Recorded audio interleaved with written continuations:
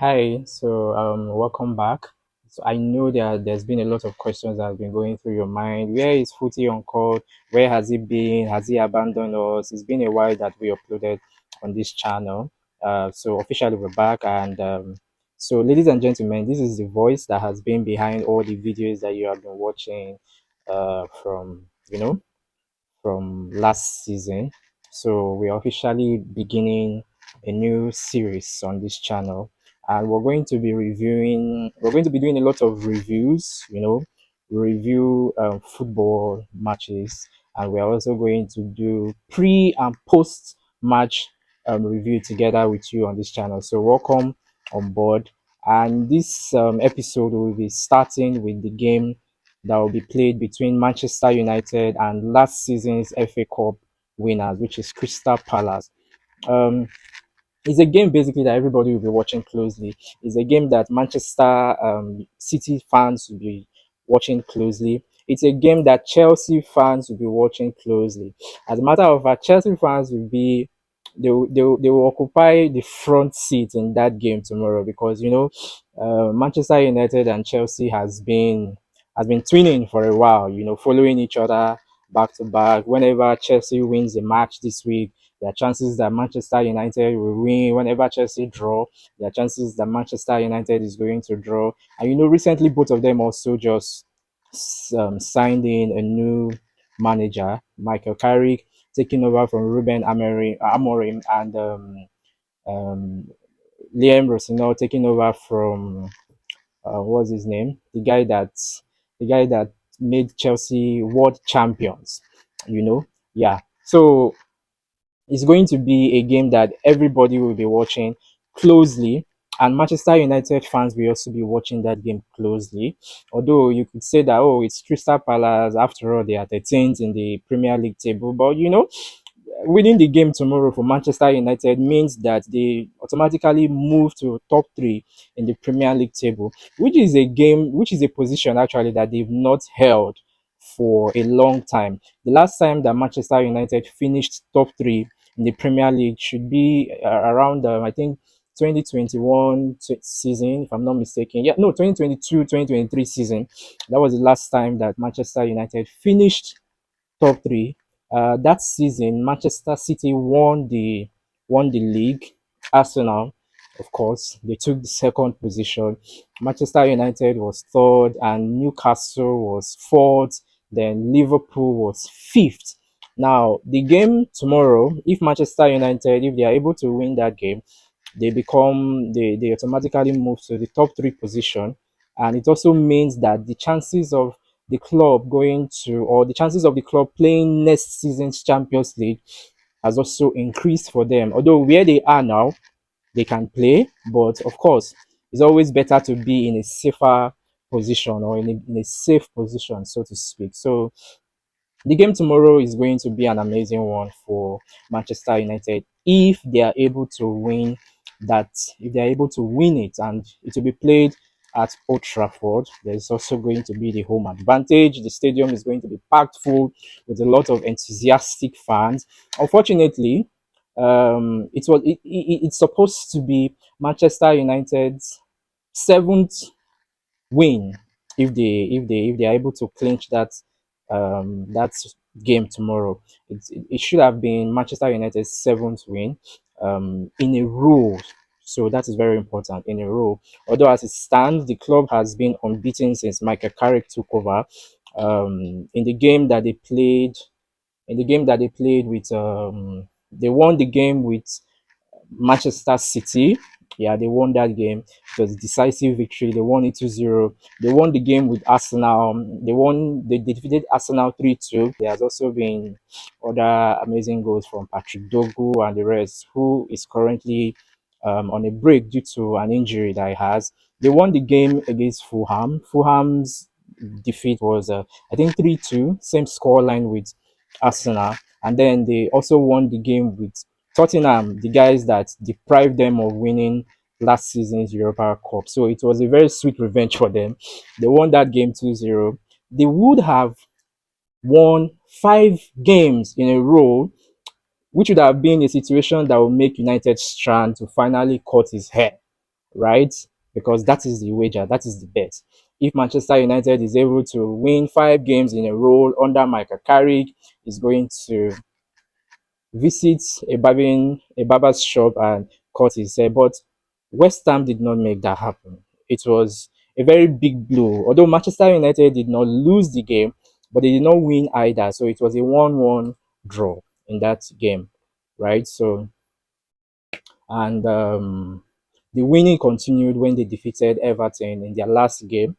And so this game that will be played tomorrow, Sunday, between Manchester United, of course, and Crystal Palace, is a game that Manchester United fans will not be taking lightly, especially with the fact that they move top three. Looking at the Premier League this season, the competition has been very, very intense. It's been very intense.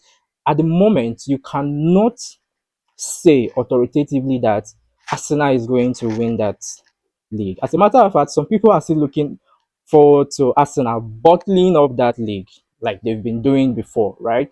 People are looking up, people, Arsenal's rivals are looking forward to that happening. With Manchester City following them closely, you cannot say that, oh, the league is for Arsenal. And with Manchester United also pushing hard, the competition just got more intense. And Manchester United's chance improved when Aston Villa lost their game against Wolves. I think that was yesterday or day before yesterday. And a lot of rival fans have been asking why would you lose that game? Wolves, what were you looking for with those points? What do you want to use it to achieve? You're not going to use that point to go to the Champions League. You're definitely not using those points that you gain to win the Premier League. So why did you deprive Aston Villa of that win? Well, it is football. Although at the moment Aston Villa is still number three with 51 points, but Manchester United is just 2 points away, 48. And if they win the game tomorrow, of course, they go above Aston Villa. So the top three will then be Arsenal, Manchester City, and Manchester United. Aston Villa will go down, and Chelsea's next game is also going to be very, very huge. It's going to be a very important game for them as well. But enough of all the talk. Let's talk about these two teams, Crystal Palace and Manchester United. Let's start with Manchester United. Excuse me, Manchester United is they're actually the favorites to win the game tomorrow. Of course, for obvious reasons. Their top four signings last season, talking about Cunha, talking about Brian Mboimo, talking about Sheshko, and of course the amazing Lamens, the goalkeeper. These guys have proved that Ruben Amorim did not really perform poorly in all ramification. Yes, you could criticize him for not having a very good tactics, for being stubborn in quotes and saying that, oh, this is what is going to follow. Anybody that doesn't like it should go to hell, but he's going to stick to his tactics. He's not going to change any formation. You could accuse him for that. You could criticize him for that. But look at the signings that he had, they've proven to be very, very resourceful.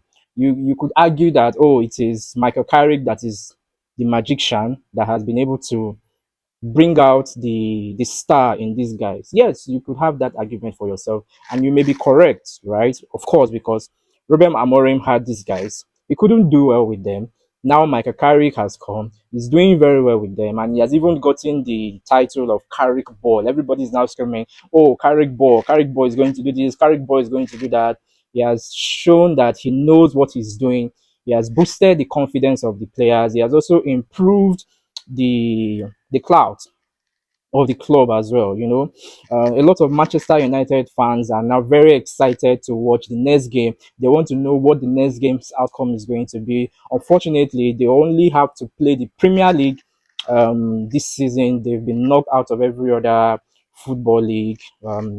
No Europa for them, no FA Cup for them, and of course, no Champions League for them. So they are stuck with the Premier League. But then the fans are still very excited with what Michael Carrick is doing. So Michael Carrick is somebody that is a manager that people will be looking out for in this game and what he's going to do. Now, he's going to be battling a very important tactical decision, which is should he bench Benjamin Sheshko?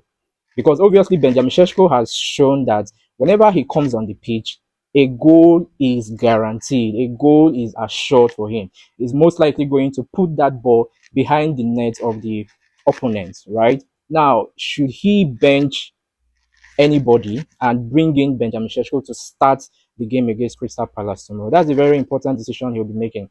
Now, if he's going to do that, there are some persons that will suffer. It may either affect Brian Mbeumo or it may affect Ahmad Diallo. Now, these two guys have also been, performing really well. Ahmad is holding that wing very well.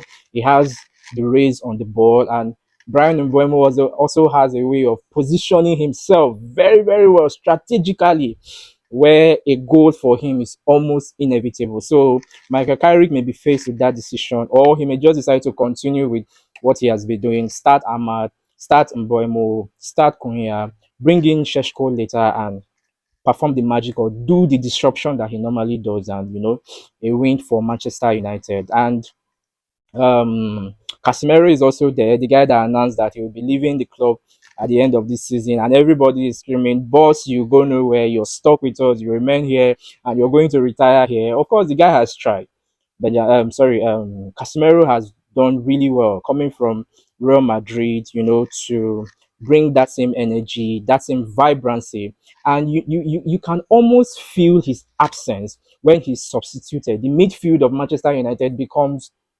terrible, becomes useless.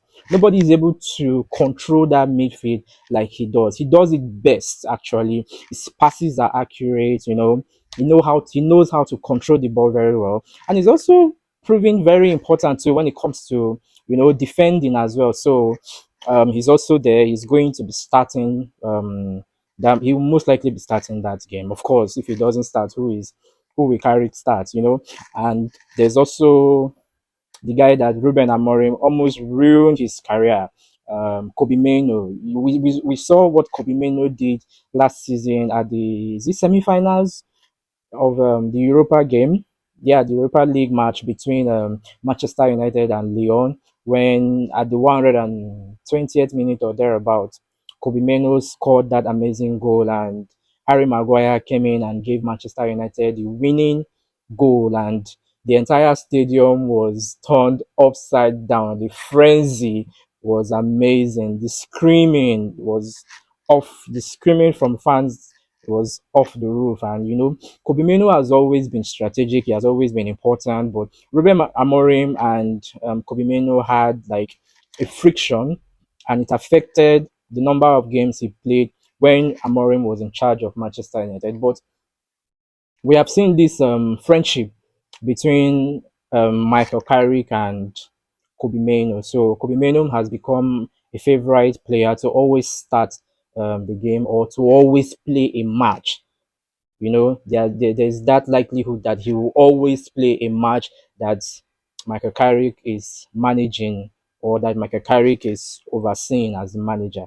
So Menu is there. Manchester United may have a problem in the absence of Delete at that back position, but I am sure that they'll be able to manage. I believe they should be able to manage.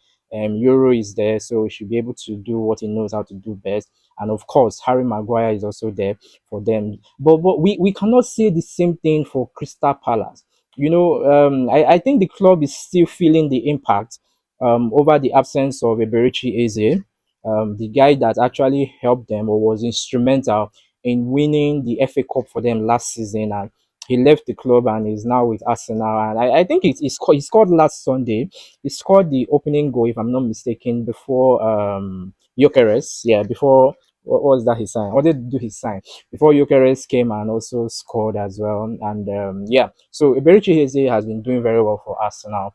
But his absence in Crystal Palace, I believe, is a vacuum that nobody, or that they've been unable to fill till this moment. So we're going to see what Crystal Palace will do. We'll see the magic they'll be able to perform if they'll be able to win this game tomorrow. But If you ask me, my prediction will, of course, go to Manchester United. They are most likely going to win their game. My bet is going to be on Manchester United to win the game, probably with 3 goals to nothing, 3-0, or 2-1 if Crystal Palace is able to put up a very good fight.